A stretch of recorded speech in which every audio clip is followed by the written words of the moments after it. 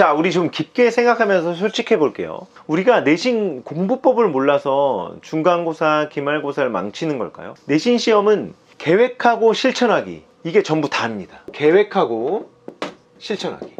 그런데 우리가 어디서 걸리는 거죠?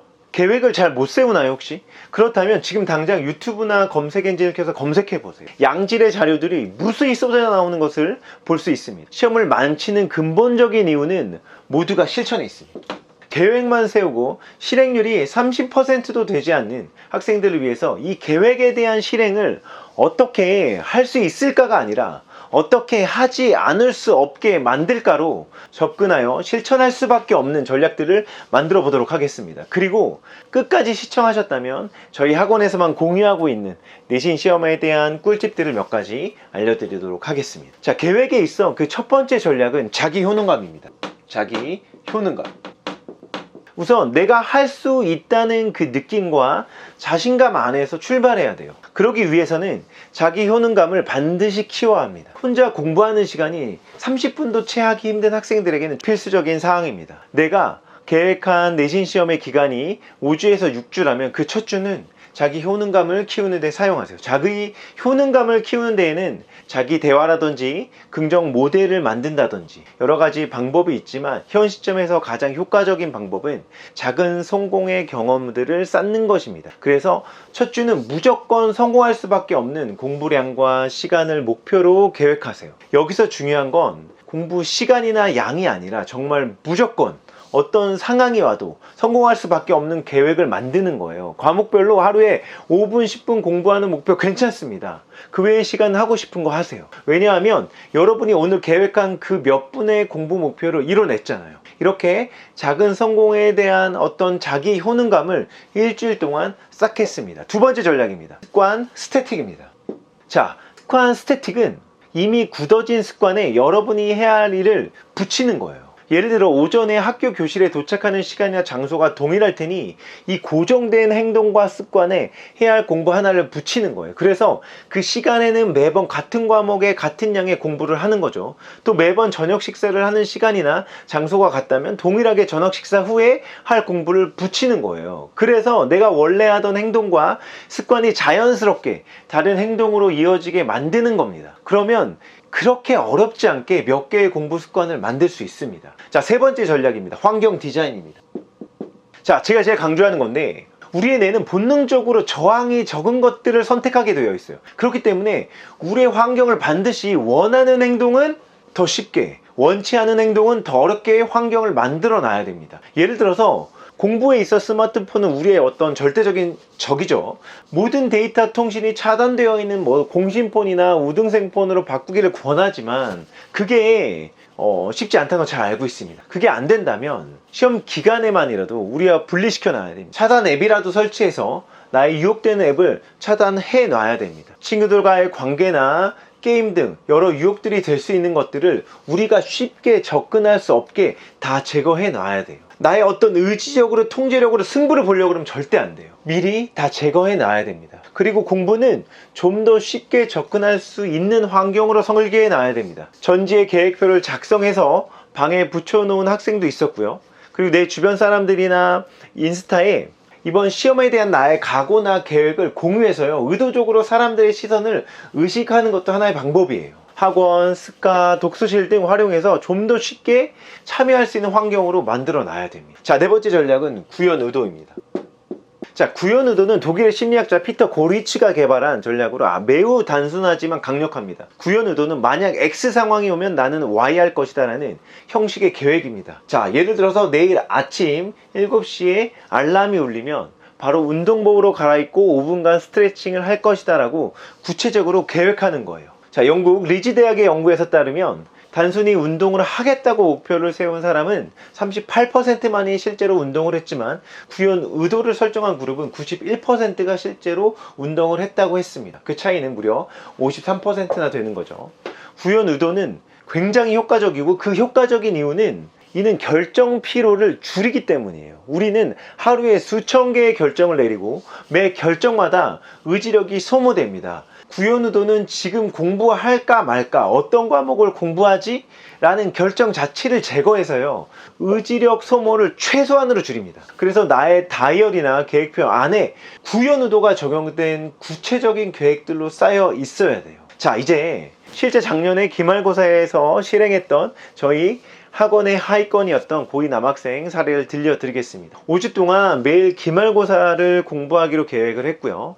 자기효능감, 습관 스태틱, 또 환경 디자인, 구현우도의 원칙을 모두 적용했습니다. 자, 첫 주는 목표를 아주 작게 설정했어요. 매일 오늘 수업이 있었던 과목만 10분씩만 공부하자고 했어요. 과목별로 10분씩 공부하는 것을 체크했고요. 정말 아주 수월하게 해냈습니다. 그것들을 저희는 지속적으로 칭찬과 격려 또한 해주었습니다. 두 번째는 습관 스태틱을 하였습니다. 자, 학교에 도착하면 단어 암기나 사회과목 암기 노트를 보게 했고요. 2교시 쉬는 시간에는 특정 과목 공부를 붙였고, 또 학원에 오자마자 해야 할 30분 분량의 수학 공부를 붙였습니다. 이렇게 정해진 패턴에 해야 할 공부를 끼워 넣어 붙여놨습니다. 자, 세 번째, 환경 디자인을 하였습니다. 스마트폰은 학원에 있는 동안 4시간에 6시간 동안 분리시켰고요. 혹시 집에서 수면에 방해된다고 판단될 때는 학원에 두고 가게 했습니다. 어머니께 도움을 구해서 우리가 계획하고 있던 것들을 말씀드려서 집에서는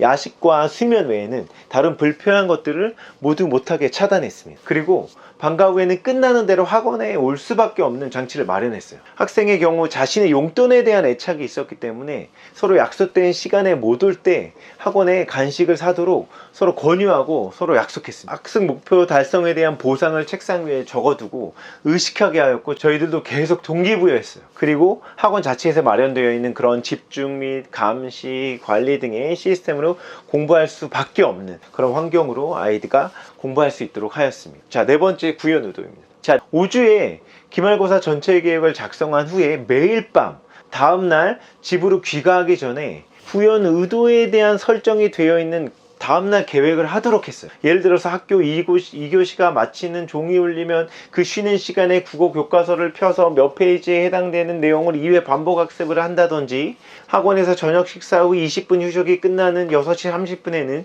영어 단어와 정리해둔 용어를 암기를 한다는 등과 같은 구현의도가 정말 잘 설정된 계획을 세심하게 짜도록 하였습니다. 그렇게 5주의 계획들을 90% 이상 실행하는 결과를 만들어냈습니다. 자, 이러한 전략들을 이야기하고요, 권하면 대부분의 아이들의 반응은 귀찮아요. 또 이렇게까지 해야 되나 생각하는 아이들도 있고, 또 시간 낭비라고 생각하는 친구들도 있어요. 자, 우리 조금만 더 깊게 생각해 볼게요. 지금까지 매번 시험마다 계획한 것들을 충분히 해내지 못했던 자신을 좀 생각해 봤으면 좋겠고요. 어떤 의지력이나 열정, 이런 것들로 하려는 순간 망하는 거예요.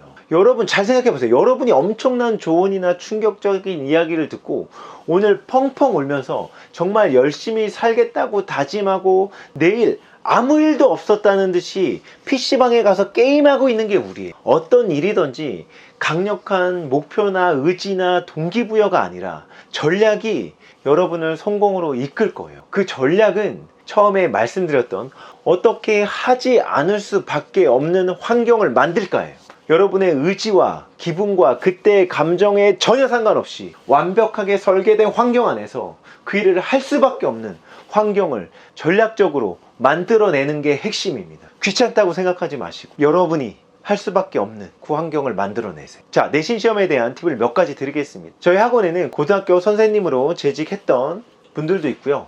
그리고 저희들이 오랫동안 가르쳤던 내신 전교 1등을 놓치지 않던 친구들에게 나온 고급 정보입니다. 자, 내신 시험에는 아까 말씀드렸던 계획하고 실천하기 외에요, 다른 핵심적인 사항이 한 가지가 더 있어요. 바로 정보력이에요. 자, 정보력 싸움인데 정보력은 누구한테 나오죠? 자, 출주자에게 주목해야 돼요. 자, 제일 바보 같은 게 뭔지 아시죠? 내신 시험을 준비하는데 학교 수업 시간에서 딴짓하고 자다가 소위 무슨 특정 학교 내신 전문이라는 학원에 가서 열심히 공부하는 정말 바보 같고 어리석은 짓. 자, 출제자가 수업하는데요, 그 수업을 안 듣고 학원에서 공부한다? 네, 바보죠. 자, 생각해보세요. 수능 출제자가 강의한다고 생각해보세요. 이건 전국에서 수백만 원, 아니 수천만 원을 들고 몰려들 거예요. 자, 여기서 첫 번째 팁이 나갑니다. 저는 학생들에게 수업 내용을 녹음하라고 시킵니다. 자, 클로버라는 앱도 있고요, 또 녹음기를 활용해도 돼요. 자, 그래서 그 수업 녹음한 내용을 AI에 분석하고 출력을 시킵니다. 자, 수업에서 나오는 말 한마디 한마디가요, 시험에 대한 정보가 되고요. 무엇이 중요하다고 하시는지, 혹시 수업에 들어오셔서 지난 시간에 이건 꼭 기억해야 돼 라고 말씀하니 그 세심한 것들까지 다 등등 체크해야 돼요. 그리고 과목별로 선생님들이 계시잖아요. 같은 과목 다른 선생님 수업을 듣는 반 친구와 협력해서 모든 필기 노트를 대조하고 비교해서 필기하셔야 됩니다. 그리고 교무실에 시험 문제 출제 중 출입 금지라고 붙여져 있는 그 A4 용지가 있다면 그 이후의 시간을 또 우리가 관심을 가져야 됩니다. 시험 문제를 이미 출제하셨거든요. 자, 그럼 보강을 할 거예요. 자, 보강은 왜 하겠어요? 시험을 내지 않았으면 당연히 보강을 하지 않았겠죠. 이 보강을 정말 잘 듣고 필기를 잘 하시고요, 보강만이라도 녹음을 하세요. 그리고 시험 문제 출제 이후에 교과목 선생님을 찾아가서 질문을 하셔야 돼요. 자, 질문을 하면요, 눈치가 조금만 있어도요, 이거는 나오겠구나, 이건 나오지 않겠구나를 알 수 있어요. 시험 문제를 출제를 했다면 장황하게 열심히 설명하시거나 아니면 완전히 반대로 자꾸 뭐 이 질문에 대해서 회피하려고 하시겠죠. 눈치가 빠른 여러분들이라면 금방 알아차릴 수 있을 겁니다. 그래서 선생님들과 친하고 자주 찾아가고 질문하고, 당연히 이런 애들이 시험을 잘 볼 수밖에 없어요. 정보력이 차이가 엄청 나거든요. 자신의 성격상 도무지 못하겠다 그러면 교무실에 가서 교과목 선생님들 책상에 어떤 책들이 있는지, 또 책상 위에 어떤 책들이 펼쳐 있는지 찍어서 그거라도 참고하세요. 자, 여기까지만 공개하겠습니다. 자, 시험이 얼마 남지 않았는데 내신 시험은 지금의 내 수준과 크게 상관없이 정보력과 환경 전략을 잘 세우면 충분히 해볼 만한 싸움이라고 생각합니다. 보통 2번 연속만 빠뜨리지 않는다면 전체 계획을 수행하는데 크게 영향을 끼치지 않는다고 합니다. 혹시